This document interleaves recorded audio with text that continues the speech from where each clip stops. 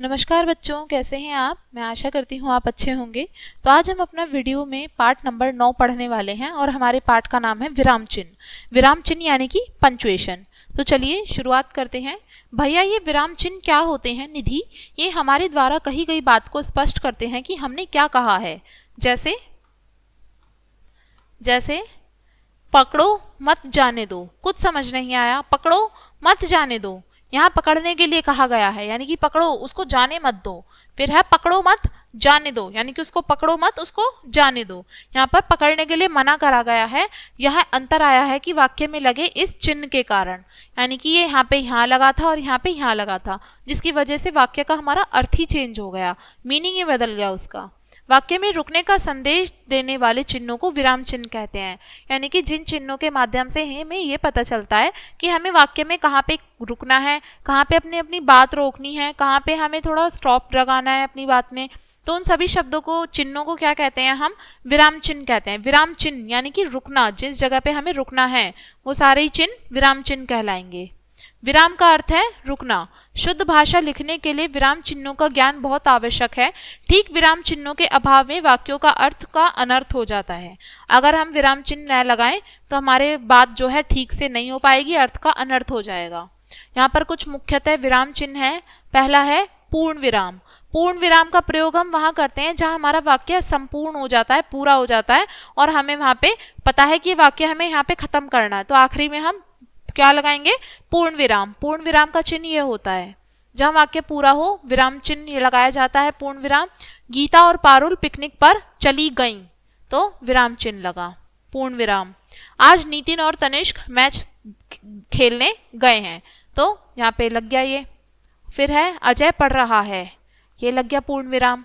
अब दूसरा आता है अल्प विराम। अल्प विराम यानी कि कोमा, यानी कि कोमे का प्रयोग हम वहां पे करते हैं अल्प विराम का, जहाँ पे कि वाक्य में हमें पता चले कि हमें यहाँ पे इस जगह पर हमें रुकना है, ठीक है, थोड़ा सा स्टॉप देना है, वहां पे हम कोमा का प्रयोग करेंगे, अल्प विराम। पढ़ते समय जहां कम या थोड़ी देर के लिए रुकना होता है वहां पे हम अल्प विराम का प्रयोग करते हैं। जैसे हलवा बनाने के लिए आटा, चीनी और पानी की आवश्यकता होती है। आज मैंने कॉपी, पेन, पेंसिल और रंग खरीदे।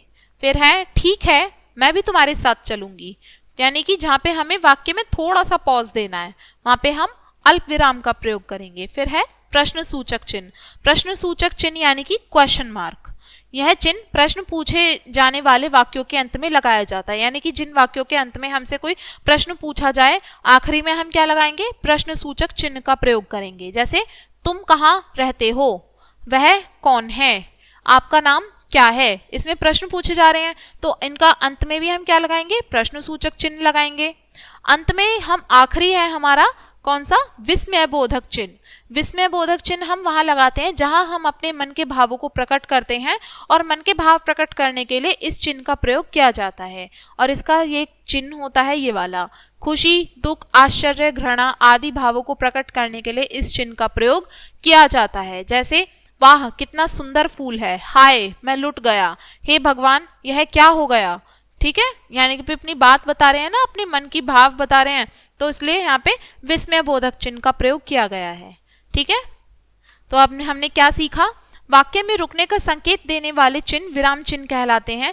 जिन शब्द चिन्हों से हमें पता चले कि हमें वाक्य में किस जगह पे कितनी देर के लिए रुकना है वो सारे ही शब्द हमारे विराम चिन्ह है। विराम चिन्ह इसके आगे बोला है वाक्य के सही अर्थ को समझने के लिए विराम चिन्हों का प्रयोग होना, उनका ज्ञान होना हमें अत्यंत आवश्यक है, ठीक है। तो बच्चों ये था हमारा पाठ विराम चिन्ह। बहुत सारे विराम चिन्ह हमने सीखे और आपको समझ में आ भी गए होंगे कि भाषा के प्रयोग इनमें कहाँ कहाँ पे किया जाता है भाषा के प्रयोग में, ठीक है। तो इस वीडियो को यहीं पे एंड करेंगे इसी पाठ के साथ में, और मैं आशा करती हूँ आपको विराम चिन्ह समझ आ गए होंगे कौन कौन से होते हैं। तो चलिए वीडियो देखने के लिए बच्चों धन्यवाद।